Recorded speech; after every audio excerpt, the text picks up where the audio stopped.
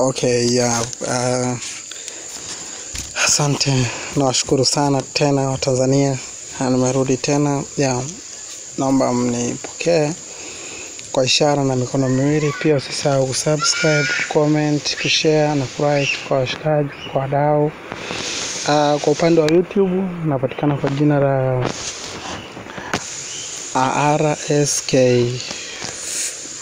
RSK Kesha. Kwa jina la Facebook napatikana kwa jina la Kesha ya Mungu. Kwa upande wa Instagram napatikana kwa jina la Kesha kwa jina la RSK Movie.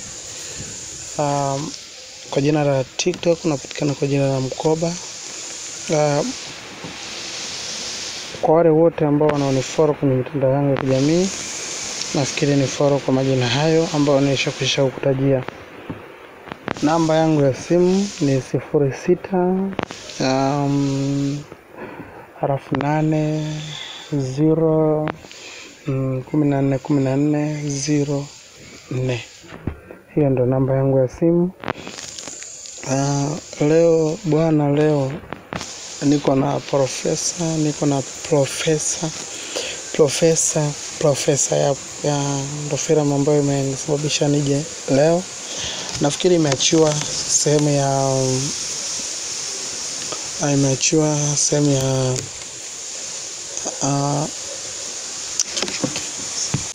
nafikiri imeachiwa sehemu ya 75. Filamu iendayo kwa jina la Profesa. Leo bana, kama namtamzungumzia Zoya kidogo.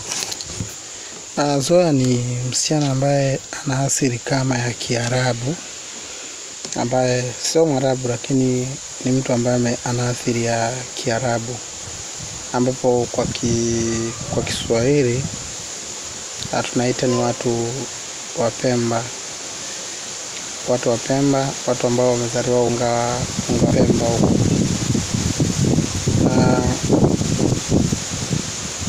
Kwa nini Zoya leo? Ni kwa sababu kama awali nilivyoanza kuambia kwamba unapomwona msanii ana play party fulani na alafu ile party inamuingia sana, basi kwa ukijua kwamba kuna mawili. Unaweza ukaplay party ikakuingia sana ile party, alafu ukakutana na ile party ni sehemu ya maisha yako, unaona. Alafu ukikuta baada ya ile party ukawa umetambulika sana kwa jina la kichawi kuliko vile ambavyo unavyokuwa unafikiria wewe kwamba katika maisha haya mimi niko wapi. Ndio maana leo Zoya, kama unamtazama Zoya, wamemfanya kuwa mkuu. Unajua Sabina alikuwa sio mkuu, lakini alikuwa ni mtu ambaye ana nguvu na kutisha sana. Ukifuatana na uso wake namna ulivyokuwa. Lakini Zoya kanaonekana ni kwembamba, anaonekana ni kazuri, lakini uzuri wake ni uzuri wa ajabu sana. Lakini pia ukimtazama huyu mzee ni mtu ambaye amefiti sana kwenye uchawi, yani mpaka mtu anajiuliza labda huenda akawa ni mchawi kweli, halafu watu wanashindwa kuelewa kwa nini. Of course ukimtazama Profesa amecheza katika uhalisia wake, amecheza vizuri sana. Mwanzoni kama nilivyokuambia mpenzi mtazamaji, umtazame Profesa kama Profesa. Huyu bwana ni kipara, lakini kama nilivyokuambia mwanzoni, kipara alikuwa na idea ya upishi. Nafikiri nishawahi kueleza kwenye episode ya zile zilizopita kule nyuma za upande ya ile movie yake ambayo inayo kwa jina la Houseboy. Nafikiri niliwahi kuambia kwa mwamba ana idea ya upishi. Alafu mimi huwa siongopi. Napokuwa nimekwambia ujue kitu nimekifanyia uchunguzi kweli, ndipo na kufungukia na kuletea. Kwa mwamba ana idea ya upishi. ndicho kilichonileta? Hapana. Leo bwana niko na Zoya. Ni binti mzuri na ana asili ya tunazungumza ni asili kama ya Kiarabu fulani hivi, lakini sio Mwarabu. Na kifupi ni Mpemba. Na ukimwangalia Zoya, ukamwangalia Pancho, yupo mtu mwingine tena hapo mbele ambaye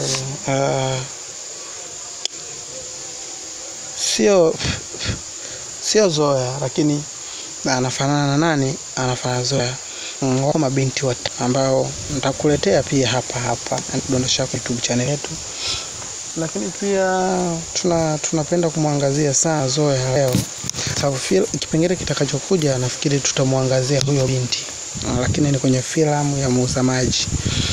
Kwa nini leo nimeamua kucheza na Zoya? Ni kwa sababu Zoya of course anaonekana ni msanii mzuri ambaye atakuja kufanya vizuri, lakini sidhani kama yuko vizuri sana au anacheza kama anavyofikiria sana. Ni kwa sababu idea ya uchawi, kama unamtazama vizuri Zoya, ni idea ambayo iko nyumbani kwao. Kwa hiyo ni idea ambayo haiwezi kumshinda kwa sababu iko nyumbani kwao. Unajua ninapozungumza neno nyumbani, nafikiri sijui unanielewa vipi, lakini idea ya aliyoicheza yeye Zoya iko nyumbani kwao. Kwa nini nyumbani kwao? Ni kwa sababu nyumbani ni nyumbani tu, na hamna kitu kingine kigumu na kirefu ambacho unachokiona wewe kwako ni rahisi halafu kwa watu wengine ni kigumu. Ukweli ni kwamba kila jambo unaloliona kwenye anga hii ya dunia, basi kwa unajua kwanza liliandaliwa alafu ndo likatengenezwa. Mfano tuchukulie mfano mdogo, hii filamu ya Profesa ni filamu kubwa ambayo kila mtu anatamani aone uzuri wake wa hii filamu. Ukishajua namna ya uzuri wake wa hii filamu imevyoikaa, basi ndipo utajua kwamba kuna mazuri mangapi ambayo yamewekwa kwenye hii filamu. Kisha ndo unaanza kujua kwamba nianzie wapi niishie wapi kupitia filamu hii. Lakini pia mtazama Zoya na mtazama kama superstar wa baadaye, ambaye sio mtu ambaye atakayekuja kujitafuta, ni mtu ambaye atakayekuwa vizuri kuliko msanii yoyote wa kike. Lakini pale karibu bwana, mimi naona kuna watu ambao wako vizuri pale. Kuna Sabina, kuna Zoya, kuna Mage. Unaona, hao ni wasanii ambao nawaona wanakuja vizuri kwenye tasnia ya filamu Tanzania.